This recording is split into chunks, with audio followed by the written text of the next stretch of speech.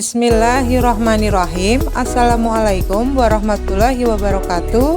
Saya Sri Recik Retnosari dari SMK Negeri 1 Kaligondang, calon guru penggerak Angkatan 11 Kabupaten Purbalingga.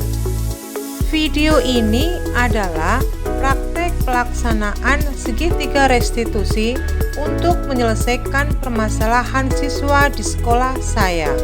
Sebagai informasi, segitiga restitusi adalah suatu proses pengkondisian bagi murid untuk memperbaiki kesalahan mereka melalui sebuah kolaborasi antara guru atau orang tua dengan murid untuk mencari solusi dari masalah, sehingga mereka bisa kembali berteman lagi di kelompoknya dengan karakter yang lebih baik dengan 3 langkah pengkondisian. Terdapat 3 tahapan segitiga restitusi.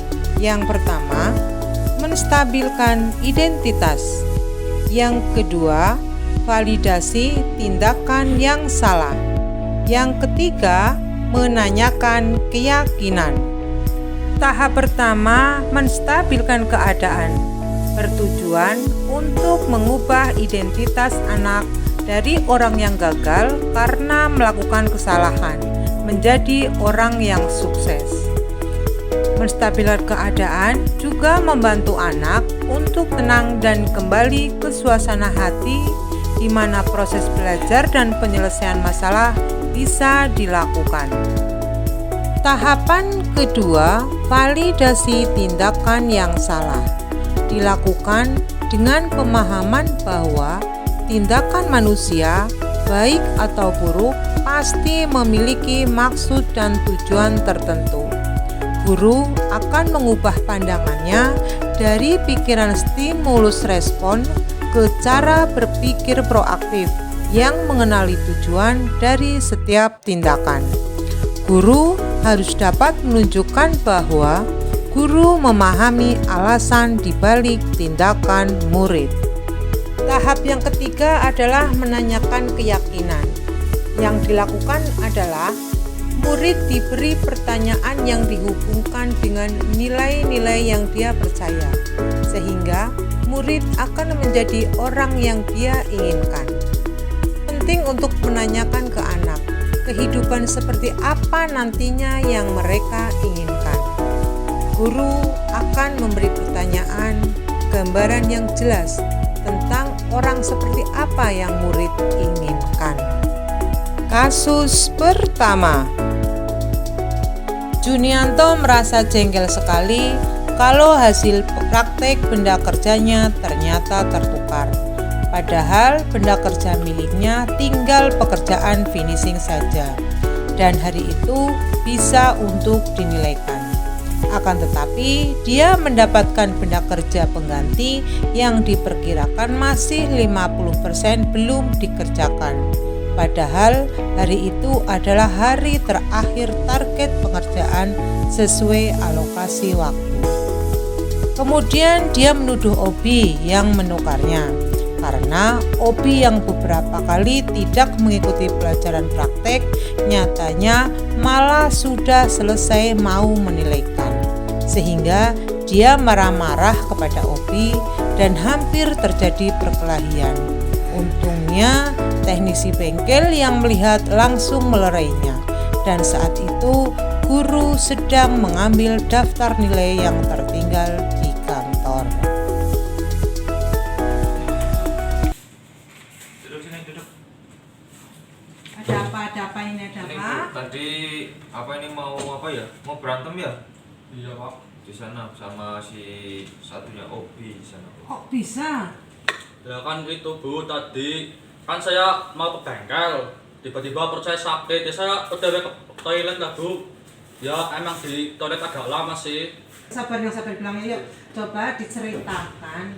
Yang sabar dulu, ditenangkan dulu. Yuk diulangi lagi ceritanya, bisa lagi. Ya silakan.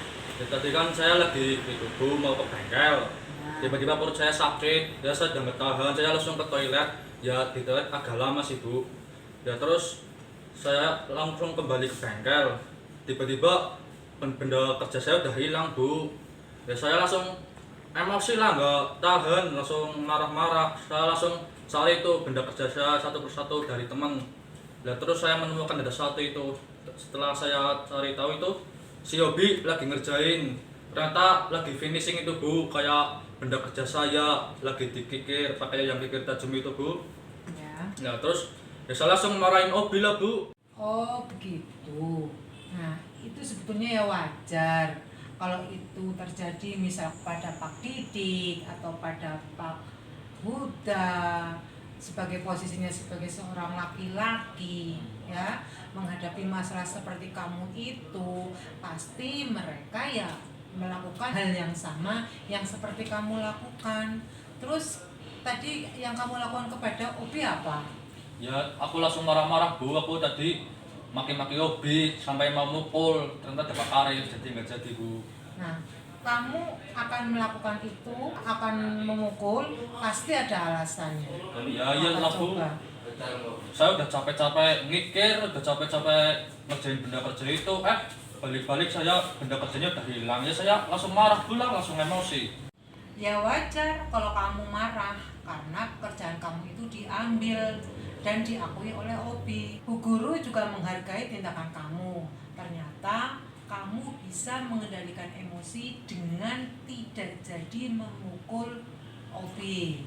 Nah, saat Pak Arif itu melerai, coba kamu sekarang pikirkan, apakah tindakan kamu marah, hampir memukul, apakah sesuai dengan keyakinan kelas kita? Tidak Bu. Nah, menurut kamu keyakinan kelas apa yang telah kamu langgar? Ya itu Bu, saling menghormati antar teman Bu. Betul. Iya, Menurut kamu, saling menghormati antar teman itu penting atau tidak? sangat penting Bu. Oke, kalau penting, keyakinan kelas apa yang harus kamu lakukan pada saat kamu sedang marah-marah? Ya saya harus lebih bersabar Bu, menahan emosi gitu. Oke, baiklah. Kamu bersedia untuk memperbaiki masalah ini? Ya saya sangat bersedia. Apa yang akan kamu lakukan untuk memperbaiki masalah ini? Jika saya marah Bu, seharusnya saya bersabar dan menahan emosi amarah saya. Dan jika ada teman berlaku curang, saya akan langsung lapor ke bapak atau ibu guru. Ya, tepat sekali tindakan kamu, Mas. Tetap semangat ya. Iya. Silakan nanti kamu kembali ke bengkel lagi untuk melakukan finishing benda kerja. Iya. Sikap kamu jangan lagi emosi lagi, jangan lagi marah-marah lagi. Sekarang kamu harus bersabar. Nanti giliran Obi nanti Bu Guru panggil. Begitu ya. Sekarang silakan kamu selesaikan pekerjaan kamu. Gitu ya. Ya, terima kasih Bu. Oke ya, bersabar ya. Silakan. Assalamualaikum warahmatullahi wabarakatuh. Saya Dojinanto. Saya senang diajak berdiskusi bersama Bu Sri Rezeki untuk mengendalikan amarah karena perilaku dari teman saya tadi.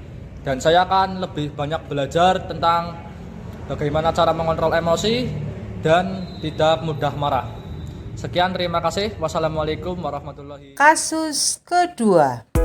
Tusifa sering terlambat di awal pelajaran praktek bengkel jam ketiga, sehingga ia sering tidak mengikuti penjelasan guru kaitannya dengan praktek yang akan dilakukan. Dan ketika bertanya ke teman, mereka tidak bisa menjelaskan dengan baik atau dengan jelas, karena mereka sedang fokus praktek. Sehingga akhirnya hasil praktek Tusifa salah, tidak sesuai dengan ketentuan. Tusifa, sudah 3 kali ini kamu terlambat mengikuti pelajaran praktek di bengkel. Nah, betul sudah 3 kali ya? Iya Bu, betul. Di sini Bu Guru proses karena Bu Guru amati sudah 3 kali ini kamu selalu terlambat untuk mengikuti pelajaran di awal praktek.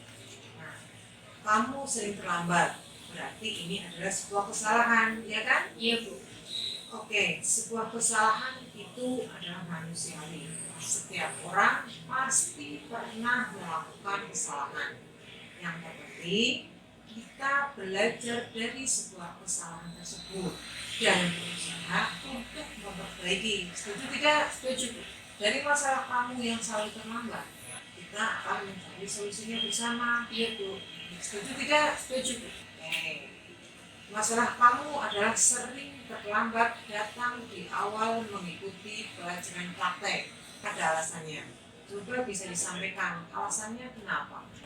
Karena saya harus sarapan dulu Bu. Saya tidak sempat sarapan di rumah, takut pintu gerbang sekolah ditutup. Akhirnya bekal sarapan saya bawa ke sekolah. Apa yang membuat kamu tidak sarapan pagi di rumah? Karena saya sering kesiangan bangun, malamnya saya sering scroll TikTok kalau malam hari. Kamu tahu dengan keyakinan kelas yang pernah kita buat, kita sepakati bersama, Tahu.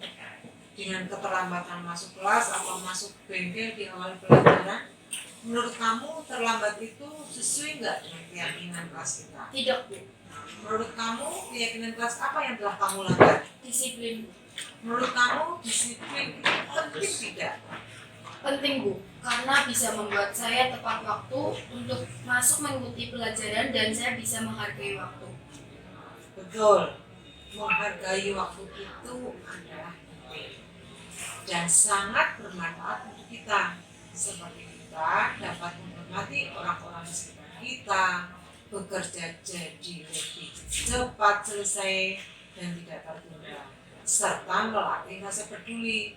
Dan untuk kamu jadi tidak ketinggalan informasi untuk mendapatkan informasi ketentuan-ketentuan yang akan dipraktekkan nantinya di pelajaran praktek. Iya Bu, saya menyesal sudah sering terlambat dan saya mohon minta maaf sering terlambat masuk untuk mengikuti pelajaran praktek. Oke, sikap baik kamu sudah kamu tunjukkan dengan meminta maaf. Menurut kamu, apa yang akan kamu lakukan agar kamu tidak terlambat lagi mengikuti praktek di bengkel? Saya akan tidur lebih kasih, tidak akan scroll TikTok sampai malam hari, dan akan bangun pagi dan sarapan di rumah agar tidak datang terlambat mengikuti pelajaran praktek di bengkel. Oke, baik Bu Siva, kamu sudah menemukan solusinya dan Ibu akan bekerja sama dengan orang tua kamu agar kamu bisa bangun pagi dan sarapan di rumah sehingga tidak terlambat mengikuti pelajaran. Sekarang kamu bisa kembali ke kelas mengikuti pelajaran. Terima kasih Bu. Tidak diulangi lagi.